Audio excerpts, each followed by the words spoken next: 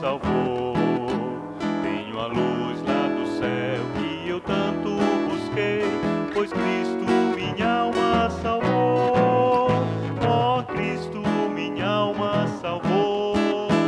Sim, Cristo, minha alma salvou. Mesmo ali sobre a cruz foi que Cristo Jesus da morte minha alma salvou. Já deixei de trilhar as veredas do mal, pois Cristo minha alma salvou.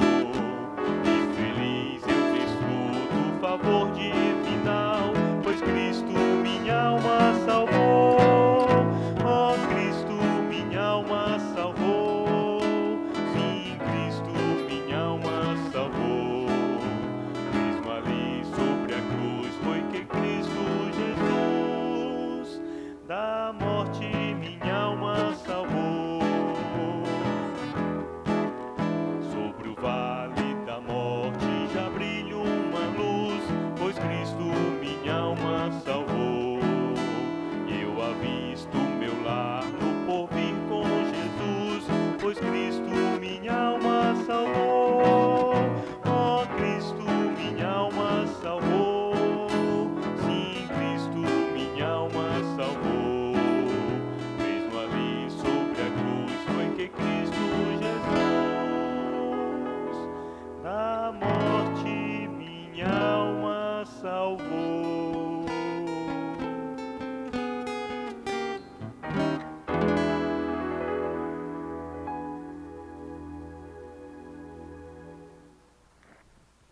Olá, meus irmãos, uma boa noite, a graça e a paz do Senhor Jesus Cristo. Nesse momento, iremos fazer a leitura da Palavra de Deus, que se encontra no livro de Salmos, Salmo de número 93. Tome sua Bíblia em mãos, você que está acompanhando este culto de doutrina e oração. Vamos fazer a leitura da Palavra de Deus e, em seguida, vamos orar pelo início do nosso culto ao Senhor. Salmo 93 diz assim a Palavra de Deus: Reina o Senhor, revestiu-se de majestade, de poder se revestiu o Senhor e se cingiu. Firmou o mundo que não vacila, desde a antiguidade está firme o teu trono, tu és desde a eternidade. Levanta os rios, ó Senhor, levanta os rios o seu bramido, levantam os rios o seu fragor. Mas o Senhor nas alturas é mais poderoso do que o bramido das grandes águas, do que os poderosos vagalhões do mar. Fidelíssimos são os teus testemunhos, a tua casa convém a santidade, Senhor, para todo o sempre. Reina o Senhor, e é por isso que aqui estamos, prestando culto ao Deus vivo e verdadeiro, porque o Senhor reina. Vamos orar ao Senhor neste momento, clamando a sua graça e a sua misericórdia. Feche seus olhos e ore juntamente comigo. Ó Deus, o Senhor reina. Estás assentado no teu alto e sublime trono. Nós te louvamos, Senhor, porque temos este privilégio de levantar as nossas vozes ao Senhor, de clamar, orar, suplicar a tua graça. Perdoe, ó Deus, os nossos pecados, que são inúmeros. Falhamos e pecamos continuamente contra o Senhor. Ó Deus, tem misericórdia de nós, o teu povo. Ser gracioso para conosco, porque somos indignos. Mas o Senhor é bondoso, é cheio de graça e de amor. O Senhor reina e está entronizado nos altos céus.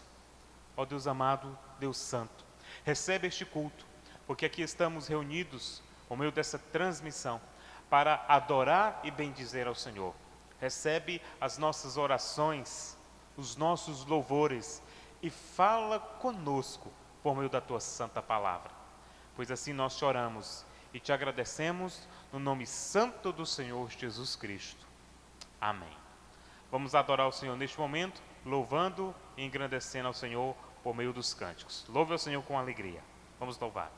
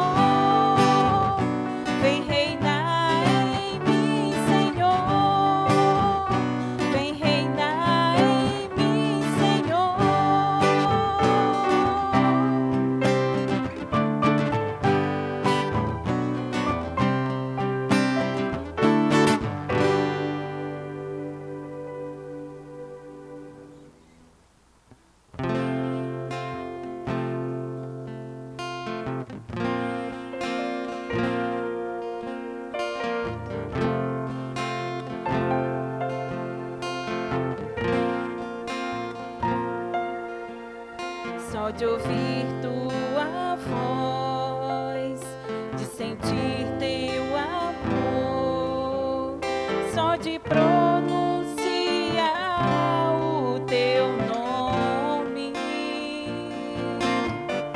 os meus medos se vão, minha dor, meu sofrer, por de paz tu inundas meu ser, só de ouvir tua voz, de sentir teu amor, só de pronunciar o teu nome,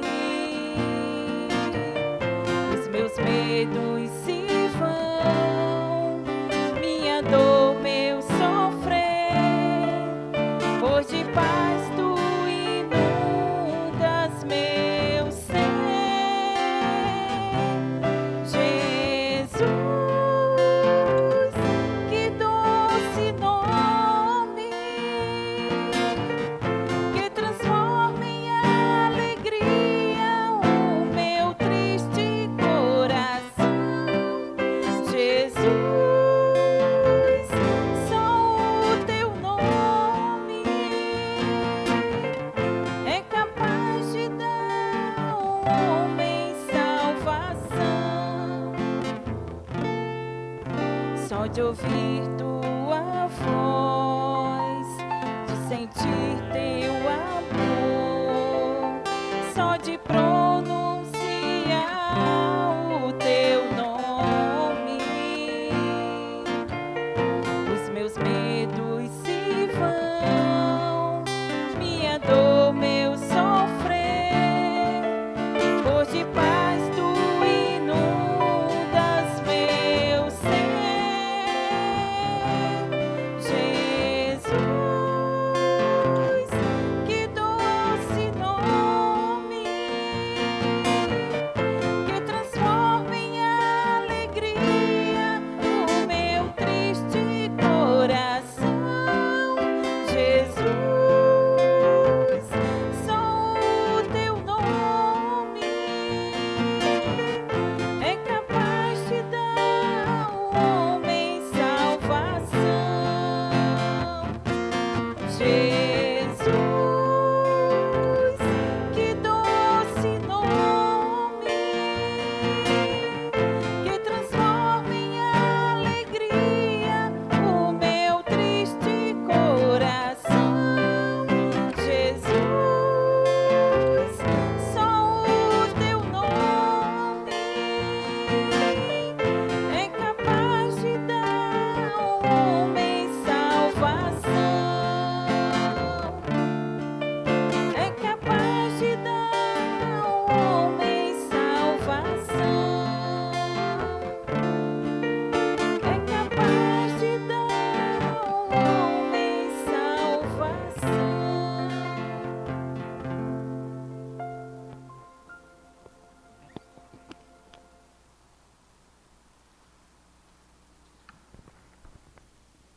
Amém. Bendito seja o Senhor, louvado seja o seu santo nome.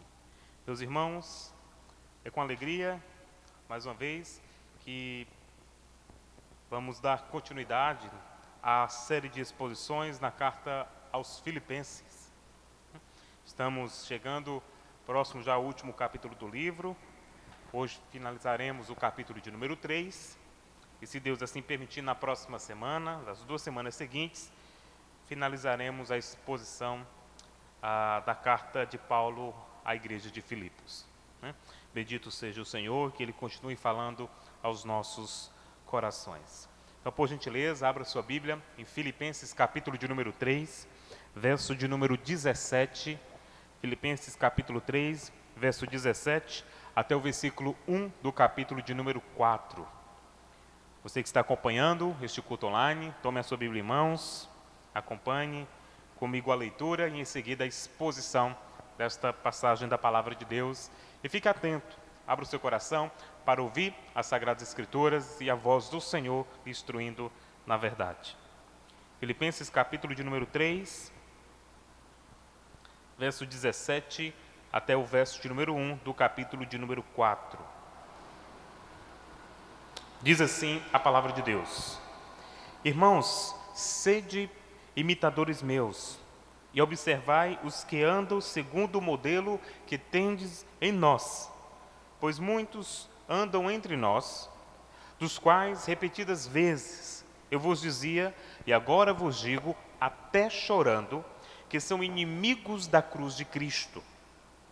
O destino deles é a perdição, o Deus deles é o ventre, e a glória deles está na sua infâmia, visto que só se preocupam com as coisas terrenas. Pois a nossa pátria está nos céus, de onde também aguardamos o Salvador, o Senhor Jesus Cristo, o qual transformará o nosso corpo de humilhação para ser igual ao corpo da sua glória, segundo a eficácia do poder que ele tem de até subordinar a si todas as coisas. Agora o verso de número 1 do capítulo 4. Portanto, meus irmãos, amados e muito saudosos, minha alegria e coroa, sim, amados, permanecei deste modo firmes no Senhor. Amém? Somente até aqui a palavra de Deus. Filipenses capítulo 3, verso 17 até o verso de número 1 do capítulo de número 4. Eu tenho certeza que você que está acompanhando esta mensagem já passou por alguma experiência parecida com essa que eu vou contar agora. Geralmente quando você viaja para alguma cidade, estado, ou se você já teve a oportunidade de viajar para outro país, logo você percebe a diferença da sua terra natal em relação à sua terra natal. Eu pastoreei, por exemplo, a média de 5 a 6 anos no interior e logo nos meus primeiros dias eu percebi a diferença, né? Eu percebi a diferença na forma como as pessoas falavam, se tratavam, a forma até mesmo tanto da questão dos pratos que eram servidos, alguns costumes da cidade local. Logo você percebe que existe uma pequena diferença. E quanto mais distante da sua terra natal, maior é a diferença. Se você, por exemplo, o Brasil, um país muito grande, muito diverso, se você tem a oportunidade de ir para o sul do país, de cara você vai perceber alguma diferença, né? Em todos os aspectos, da cultura, a gastronomia, o vocabulário, algumas práticas, alguns costumes locais. E aí você meio que fica se sentindo como um peixe fora d'água, porque você não está habituado com aquelas situações e você logo percebe que existe uma certa diferença. Interessante é que, uma vez que você está inserido em uma outra realidade, isso fica muito evidente. Logo você consegue perceber que você não é um daqueles que está ali. Pois bem, essa ideia de ser estranho, peregrino, ou de ser apenas uma pessoa que está de passagem em determinado lugar, é muito próximo da realidade do que Paulo está tratando para os irmãos na igreja de Filipos, nesta passagem, neste trecho do verso 17 até o verso número 1 do capítulo 4. Isso vai ficar mais claro à medida que eu for explicando e você for entendendo a exposição da palavra de Deus. Pois bem, tendo dito isso, vamos ao texto e aí nós vamos compreender bem o que eu quero dizer quando eu cito esta situação de você se sentir um estrangeiro, né? Um estranho em terra alheia. O texto que nós temos diante de nós, do verso 17 até o verso do capítulo 4, Paulo vai tratar sobre um problema que estava afetando a igreja de Filipos. Nós sabemos, e você observou na primeira mensagem do capítulo 3, que Paulo já estava lidando com um grupo, que estava chegando àquela igreja e que estava roubando a paz da comunidade de Filipos. Nesse grupo é o grupo judaizante, pessoas que vinham de fora e estavam roubando a paz desses irmãos. Mas o problema agora, nesta passagem, não é mais um grupo que está fora, mas é um grupo que está dentro da igreja. É uma espécie de uma facção, né, de um partido religioso que está dentro da igreja de Filipos e que está roubando a paz desses irmãos, está tirando o sossego daquela igreja. E essa passagem consiste justamente em Paulo exortar esses irmãos para que eles permaneçam firmes, apesar desse grupo, os libertinos, que estavam ali tirando o sossego do povo de Deus. Então vamos ao texto, isso vai ficar mais claro. Verso de número 17, nós temos aqui, então, a primeira exortação pastoral de Paulo, onde ele diz: irmãos, Você percebe que ele está tratando com os crentes de Filipos. Sede imitadores meus e observai os que andam segundo o modelo que tendes em nós. Muitos podem pensar que isso parece uma demonstração de arrogância do apóstolo Paulo, né? Alguém pode dizer, ora, quem Paulo pensa que é para chegar para a igreja e dizer, olha, sejam meus imitadores. Mas Paulo sabe muito bem que essa é a natureza do discipulado cristão. Nós imitamos ao Mestre, o Senhor Jesus Cristo, imitamos aqueles que imitam o Senhor. Então, o apóstolo, como pastor da igreja em Filipos, embora nesta ocasião ele estivesse preso em Roma, ele exorta esses irmãos que eles fiquem atentos não só ao seu exemplo de fidelidade a Jesus, mas dos demais irmãos, aqueles irmãos maduros e experientes e que estavam seguindo ao Senhor, estavam firmes no Senhor, apesar de toda a oposição e todos os problemas que cercavam a vida do povo de Deus. É tanto que a ordem é, sede imitadores meus, ou seja, siga os meus passos, caminhe, trilhe este caminho que eu estou trilhando, não fuja dele. E ele diz algo mais, se você observar, ele diz, olha, também observe aqueles que andam segundo o modelo que tem de nós. Não era apenas Paulo, que era um exemplo a ser seguido, mas provavelmente Paulo está trazendo aqui a lume aos irmãos de Filipos, que existiam outros crentes experientes, maduros, e que também tinham uma fé, um bom testemunho que a igreja precisava notar, perceber e imitar. Irmãos que caminhavam com Cristo Jesus, em fidelidade à sua palavra, apesar de todas as tentações, apesar de todas as inclinações e desafios que afetavam a igreja em Filipos. Então o que nós temos no verso 17 é uma ordem de um pastor que está preocupado com as suas ovelhas, para que elas não se descaminhem, para que elas não fujam da presença de Deus, não sejam infiéis à palavra, mas que eles precisam permanecer firmes nos passos daquele que está ensinando acerca do Senhor Jesus Cristo. E diga-se de passagem que Paulo ele tinha muita propriedade para exigir isso dos irmãos. Uma vez que ele aprendeu do próprio colégio apostólico, dos próprios apóstolos que também seguiram o Senhor no passado. Paulo, que embora não tenha convivido com o Senhor Jesus como Pedro, João e Tiago, ele tinha ciência de que assim era como as coisas deviam funcionar.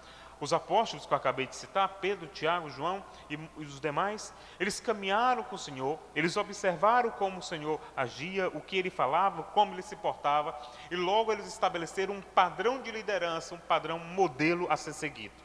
Então, a lógica do pensamento do apóstolo aos gentios é que a igreja em Filipos também siga esses mesmos rastros ensinados pelo próprio Senhor aos seus apóstolos e agora de Paulo para os crentes naquela região.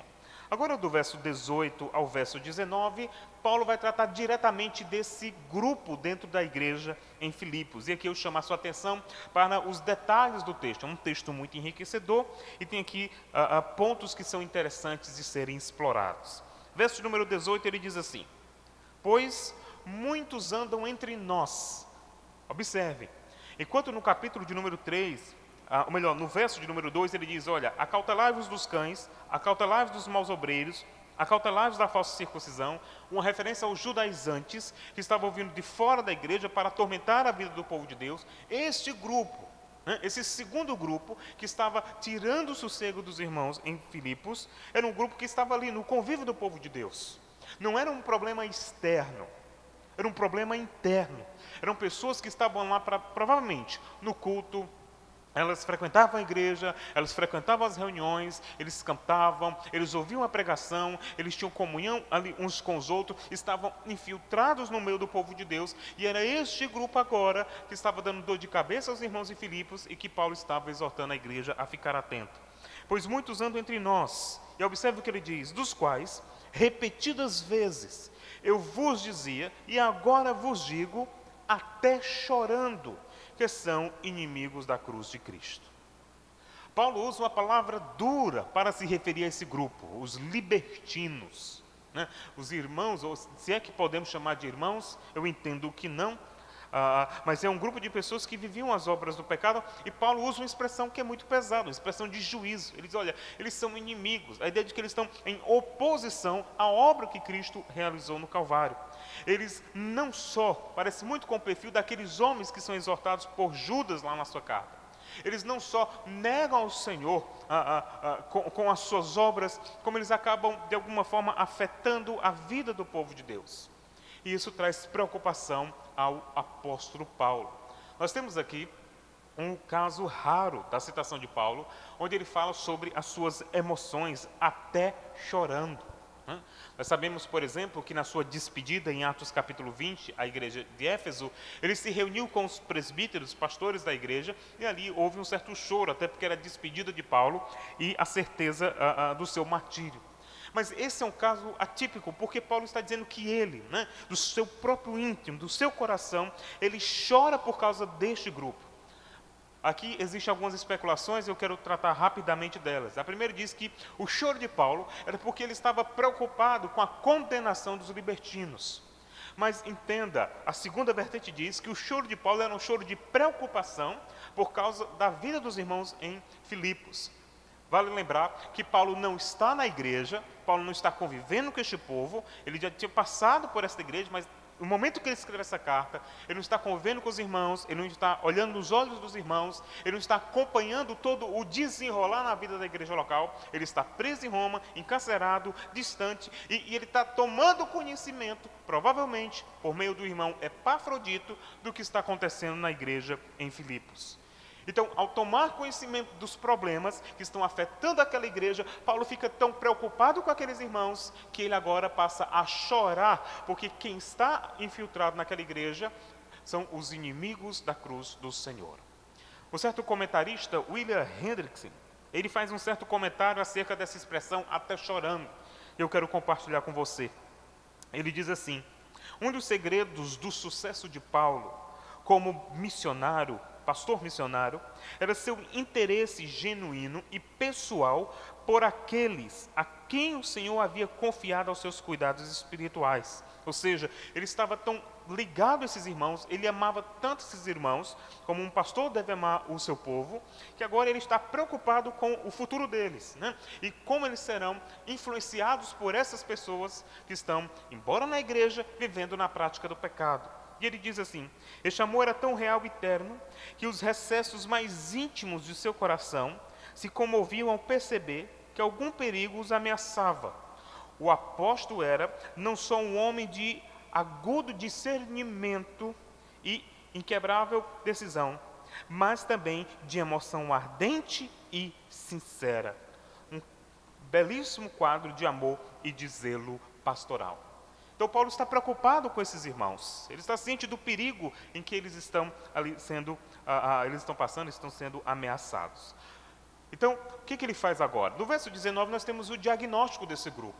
Como eu já falei, esse grupo não era o grupo judaizante, eram os libertinos, que estavam na igreja, faziam parte das atividades, mas que tinham vidas de pecado, e que os crentes, os bons crentes, estavam agora sendo ameaçados por causa dos falsos testemunhos e poderiam ser mal influenciados por causa da postura dele. Quem é esse grupo? Esse grupo tem algumas características, está aí no verso de número 19. Aqui Paulo resume 4 características desse grupo. Vamos ver? Olha o que diz o texto. A primeira característica: o destino deles é a perdição. A perdição. A palavra perdição aqui também pode ser traduzida como destruição. Então Paulo diz que esse grupo está certo, Por isso que eu falei agora há pouco que não eram crentes, Pastor, não são crentes carnais, não existe essa classificação. O crente nascido de novo é um crente espiritual, não existe essa classificação. Se você em algum momento da sua vida cristã ouviu dizer por aí, existe o crente espiritual e o crente carnal. Isso é uma justificativa para tentar encaixar um grupo para que eles vivam no pecado e ainda assim dizer que é crente. Mas não existe esse tipo de grupo, tá bom? Não esqueça isso. O crente é nascido de novo para viver a vida no Espírito, demonstrando o fruto do Espírito. Pois bem, então Paulo diz, olha, esse grupo está certo o fim deles, o destino deles é a perdição, ou seja, a destruição. Paulo não está falando sobre aniquilar, o aniquilacionismo, o desaparecimento dessas pessoas na condenação. Não é isso. Paulo está dizendo que está tão certa a condenação desse tipo de pessoa, por causa que eles vivem nas obras da carne, no pecado, e Paulo toma por certo o fim deles e diz, olha, essa é a característica deles. Assim como os crentes estão destinados para a glória, esses homens que estão vivendo nos seus pecados estão destinados para a perdição eterna. Em outras palavras, Paulo está se referindo ao homem ser Deus no inferno, ou seja, o inferno que é a condição do homem que vive a sua vida no pecado, não reconhece a Cristo como Senhor e Salvador e assim chega à condenação. Segunda característica desse grupo, ainda no verso 19, ele diz: o Deus deles é o ventre. Observe aqui, o Deus deles é o ventre. Algumas Bíblias trazem a tradução: o Deus deles é o estômago, né? As vísceras. E eu vou lhe explicar por quê. A ideia aqui, quando Paulo usa essa expressão víscera, estômago, ou como tem aqui nessa versão que eu estou usando, o ventre, Paulo está falando dos prazeres do seu corpo, eles estão ligados a isso. O Deus deles é o ventre, uma referência provavelmente a dois tipos de pecado, a glutonaria e a imoralidade sexual. A ideia de Paulo é o seguinte, é de revelar que esse grupo, os libertinos, estão preocupados em satisfazer as suas vontades carnais, sejam comendo de forma vergonhosa. Lembrando que naquele período, as reuniões, a ceia do Senhor, a celebração, era feita uma grande refeição comunitária, aquilo que nós chamamos de a festa do amor. O povo se reunia, eles traziam as suas comidas, né, os seus pratos de casa, se reunia a igreja, ali eles celebravam, assim como nós temos lá na igreja em Corinto, provavelmente também esse era o caso da igreja dos Filipenses, e agora, naquele momento de celebração, eles não tinham o comportamento de um servo de Cristo, era uma coisa desenfreada. Por isso que Paulo diz que o Deus deles é o ventre, porque eles eram levados justamente pelos prazeres do corpo. Mas provavelmente também, a ideia de ventre aqui esteja associado à imagem da sexualidade, já que esses homens tinham essas características, né? Características de serem homens libertinos, depravados, sujos, pecadores, envolvidos em pecados grotescos. E aí chega a uma terceira característica desse grupo, ainda no verso 19: e a glória deles está na sua infâmia. A palavra infâmia também pode ser traduzida por vergonha.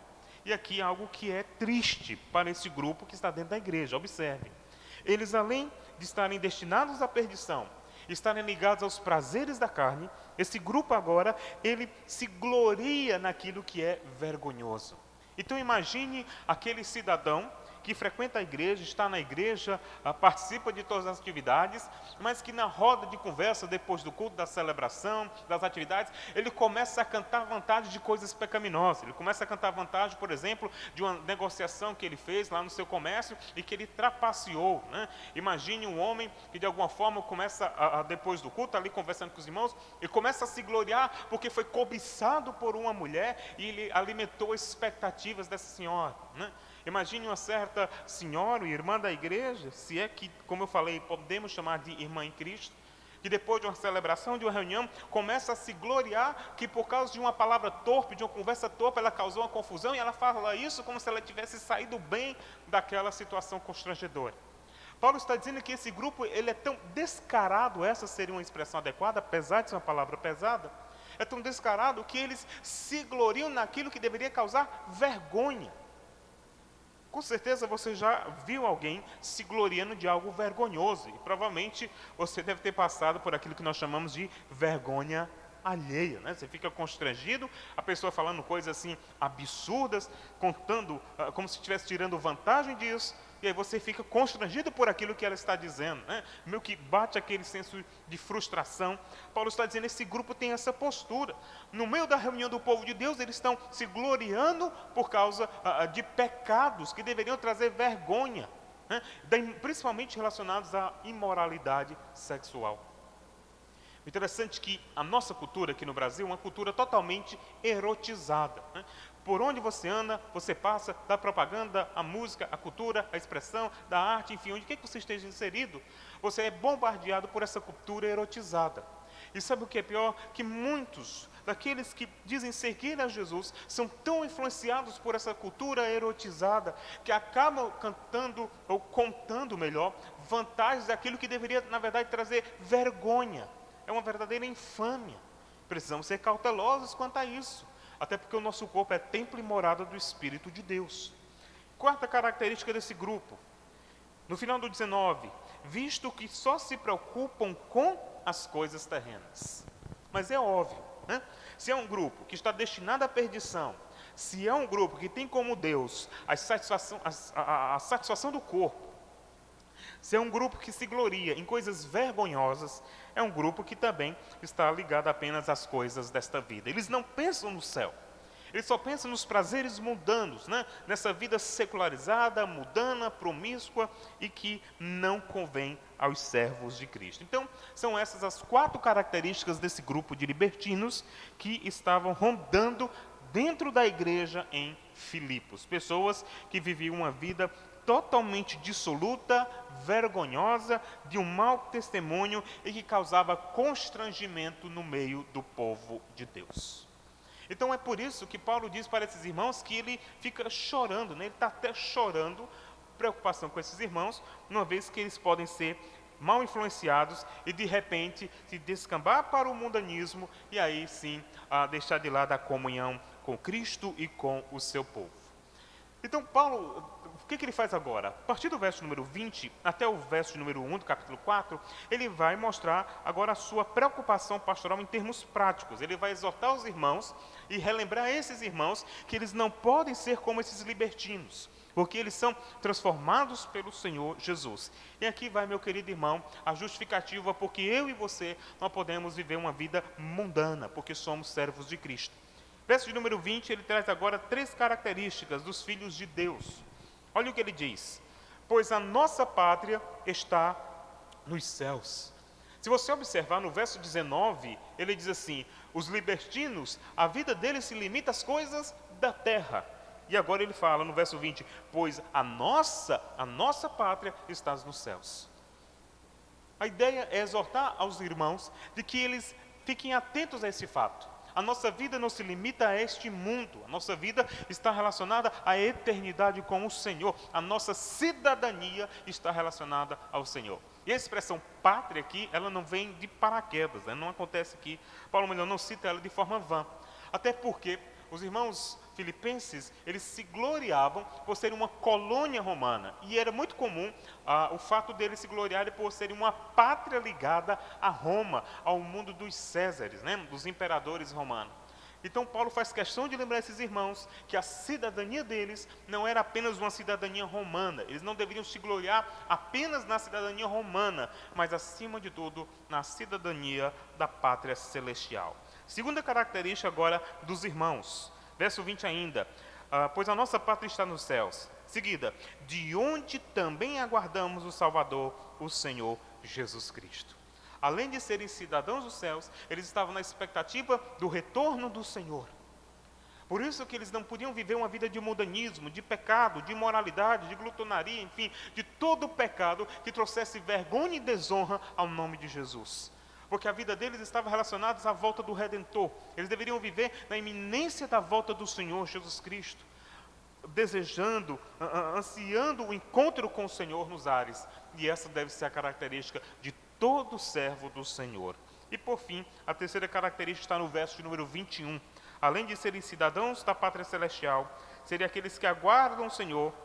É um povo que tem uma promessa de transformação do corpo. Verso 21 diz: o qual transformará o nosso corpo de humilhação para ser igual ao corpo da sua glória, segundo a eficácia do poder que ele tem de até subordinar a si todas as coisas.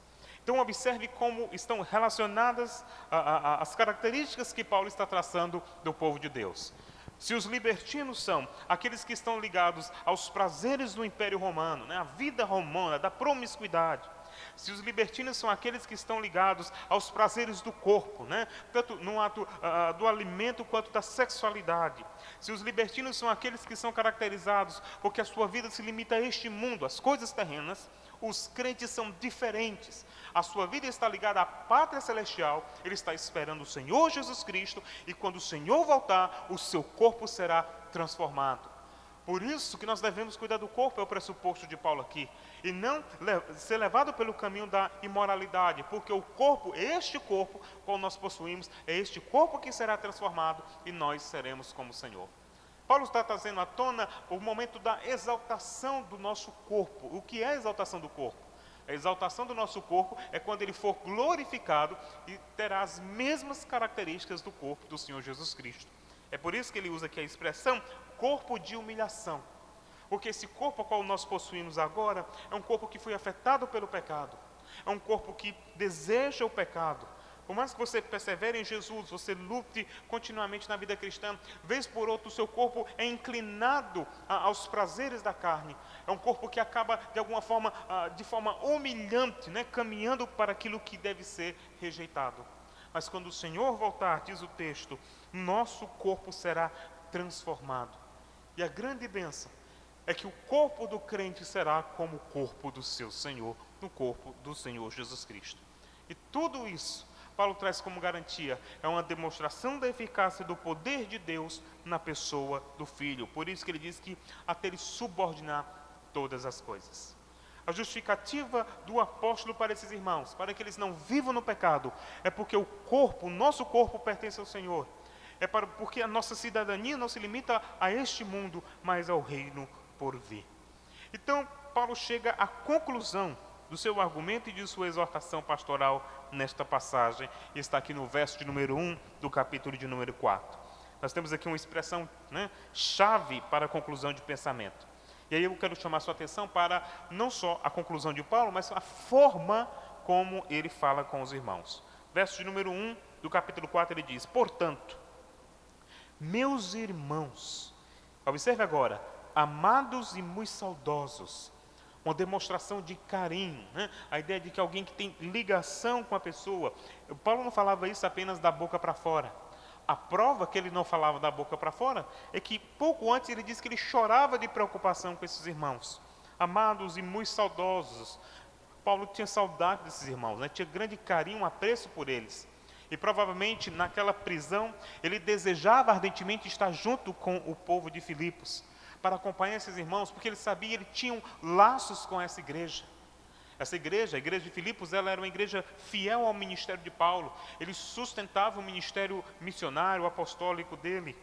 E por isso que Paulo tinha grande apreço, porque eles o consideravam, eles tinham Paulo em grande estima também.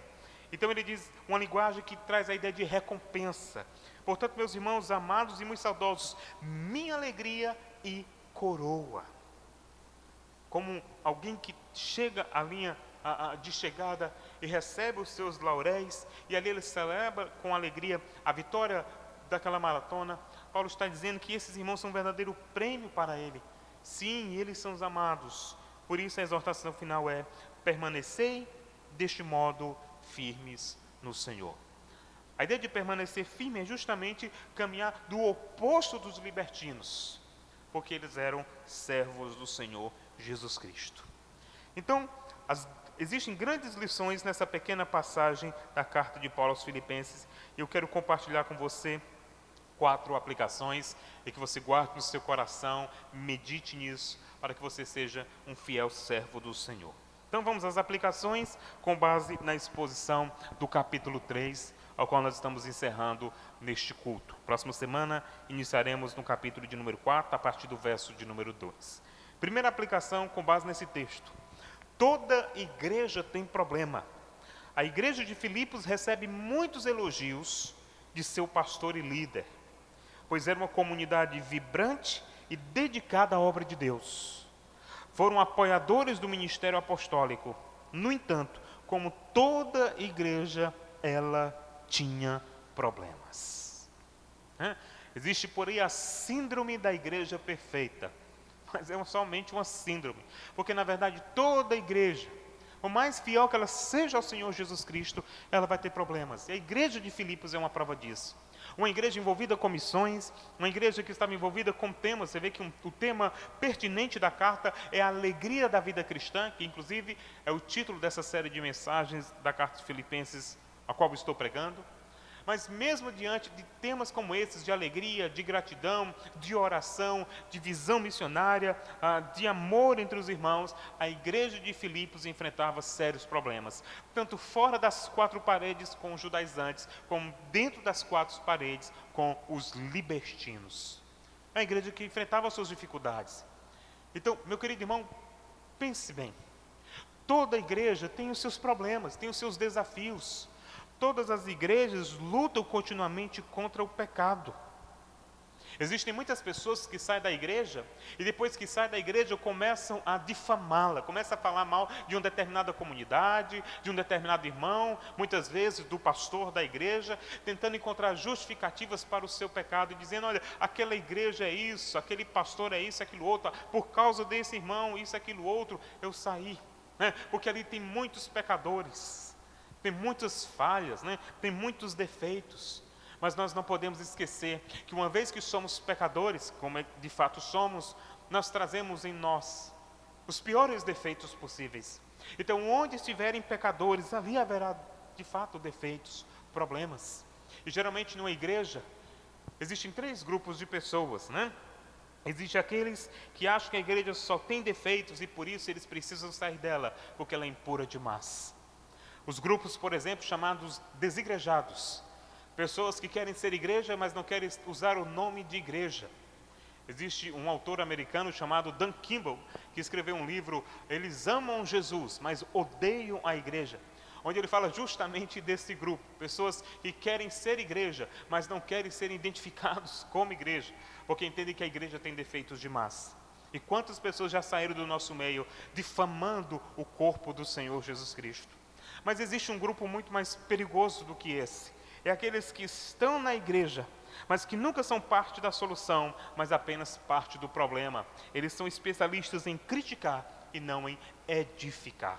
Eu pergunto, de que grupo você faz parte, meu querido irmão? Naquele grupo da oposição que todas as vezes se levanta para ferir a unidade do corpo de Cristo? Pense bem, nós somos chamados por Deus para fazermos parte de um povo que, embora reconheça as dificuldades e limitações da igreja, está lutando pela noiva do Senhor Jesus. Não esqueça, a igreja é uma comunidade de pessoas imperfeitas que estão sendo aperfeiçoadas por aquele que tem toda a perfeição em suas mãos. Seja parte da solução, seja parte da igreja que caminha na edificação e na solução de problemas. Segunda aplicação desse texto, sempre siga os bons exemplos. A igreja, como qualquer outro lugar, sempre haverá pessoas que serão referenciais, tanto no serviço, na dedicação, no amor, como no bom testemunho público. Então, imite-os, sem nunca perder o foco de que o maior exemplo da vida cristã é o Senhor Jesus Cristo. Nós temos que seguir o exemplo de boas pessoas, pessoas que trilham o caminho da fidelidade, pessoas que trilham o caminho do amor, da devoção, da abnegação e que estão dedicadas a amar o Senhor Jesus Cristo com todas as suas forças. Siga o exemplo de homens e mulheres que deixaram um rastro de fidelidade e de santidade. Homens que de fato deram bom testemunho da causa do Evangelho do Senhor Jesus Cristo. Por isso, meu querido irmão, se você já viu muitos maus exemplos no meio do povo de Deus, coloque seus olhos nos bons exemplos, naqueles que amam o Senhor, mas nunca se esqueça, somos pecadores e o maior exemplo da nossa vida é o Senhor Jesus Cristo. Ele não falha e é Ele digno de ser imitado. Imite o Senhor. Terceira aplicação com base nesse texto, fuja do mundanismo. Evite situações, pessoas, ambientes, circunstâncias que despertem em você a vontade de pecar. Fuja de pessoas que inclusive estão no meio do povo de Deus e que têm uma vida de pecado, da desobediência e que trilham o caminho da infidelidade a Deus. Fuja do mundanismo, tanto fora das paredes da igreja, quanto aqueles que muitas vezes se manifestam no meio do povo de Deus. Não se esqueça a exortação de João, na sua carta, no capítulo 2, verso 15 e 16, ele diz, não amem o mundo, nem o que nele há. Se alguém amar o mundo, o amor do Pai não está nele. Pois tudo o que há no mundo é cobiça da carne, cobiça dos olhos e ostentação dos bens desta vida. Não provém do Pai, provém do mundo. Fuja do mundanismo. Se existem pessoas que te incentivam a pecar, fuja da presença dessas pessoas. Se existem pessoas que fazem brincadeiras, piadas, trocadilhos com coisas pecaminosas, evite comunhão com pessoas que de alguma forma possam te influenciar pelo mau caminho. Se existem pessoas que induzem você a trilhar o caminho da sensualidade, da imoralidade, do mau uso da língua, do mau testemunho, de uma vida de pecados relacionados à avareza, de pecados relacionados ao mau testemunho, enfim, fuja de toda prática de mundanismo e saiba que o nosso corpo, a nossa mente deve servir ao Senhor, porque nós somos cidadãos da pátria celestial. Fuja. Faça como José, que diante da tentação não pensou duas vezes. Ele não disse, eu vou encarar a tentação porque eu sou forte. Não, ele fugiu da tentação porque ele sabia que ele era fraco. Mas foi na sua fraqueza que ele recebeu força da parte de Deus para resistir o mal. E por fim, a última aplicação com base nesse texto. Não esqueça quem você é. Você é um cidadão do reino dos céus. Alguém que foi chamado para caminhar em novidade de vida. Você foi liberto das garras do pecado para crescer em santidade. No entanto, nesta vida podemos cair, vacilar, até mesmo na nossa comunhão com Deus. Mas chegará um dia, depois da glorificação do nosso corpo, que o mal já não terá mais domínio sobre nós. Faça da sua vida cristã um ensaio, para que um dia você viva a realidade, no palco da eternidade, de uma vida totalmente santificada para a glória de Deus. Trilhe o caminho da santificação, fuja de tudo aquilo que te afasta do Senhor e da fidelidade de sua palavra. E tenha por certo que nós nos encontraremos com Jesus e como peregrinos que estamos de passagem nesse mundo estranho, nós ouviremos da boca do Senhor, vinde benditos de meu Pai, possuí por herança o reino que já está preparado. Guarde seu coração e trilhe o caminho da santificação para a glória do Senhor Jesus. Amém. Vamos orar? Feche seus olhos e peça ao Senhor, se você está lutando contra algum pecado, se você está lidando com alguma situação de tentação, ou se existe alguma pessoa na sua vida que está levando para o mau caminho, ore juntamente comigo neste momento, pedindo ao Senhor a sua graça, para que você resista, fuja e de fato trilhe o caminho da santificação. Oremos. Ó Deus, nós te agradecemos por este culto, te agradecemos pela oportunidade de cantar ao Senhor e ouvir a tua palavra. Ó Deus, preserva a nossa vida, para que trilhemos o caminho da santificação e cumpramos a nossa responsabilidade de crescer na graça, no conhecimento, mas acima de tudo, na santidade. Ó Deus, protege a nossa vida da prática do mundanismo, de tudo aquilo que é mal, de tudo aquilo que não glorifica o teu santíssimo nome. Ajuda, ó Deus, aqueles que estão lutando contra a tentação, contra o pecado, em alguma área de sua vida. Afasta as pessoas que querem induzi-lo ao mau caminho. Que esta pessoa encontre graça da parte de Deus para viver uma vida justa, reta e que glorifique ao Senhor. E te pedimos, purifica a tua igreja. Se existe pessoas em nosso meio que estão vivendo na prática do mundanismo, da imoralidade, da sensualidade, ó Deus, ou qualquer pecado relacionado à vida pública, à vida moral, que o Senhor possa trazer o verdadeiro arrependimento e abrir os olhos do teu povo, que tudo neste mundo é passageiro, que tudo neste mundo irá ser destruído ao fogo, porque nós estaremos com o Senhor no lugar restaurado, o novo céus, a nova terra, dos quais habita a justiça, onde o santo Senhor com os seus remidos estarão eternamente, com as nossas vestes lavadas e transformadas no sangue do Cordeiro de Deus. Ajuda-nos, ó Deus, em meio às nossas deficiências, a trilharmos o caminho de pureza, para que o teu nome seja glorificado por meio das nossas vidas. E que sejamos cristãos autênticos, verdadeiros, e que muitos olhem para nós, percebam a luz do Senhor Jesus Cristo. E que permaneçamos firmes e fortes no Senhor, hoje e para sempre, pois assim nós choramos, em nome de Jesus. Amém. Meu querido irmão, fique agora com a sala de oração virtual. Participe. Acesse os links que serão compartilhados nos grupos da igreja. E vamos juntos orar uns pelos outros para crescermos na graça do Senhor Jesus. Que Deus te abençoe. Uma boa noite. Fique com o Senhor. Amém.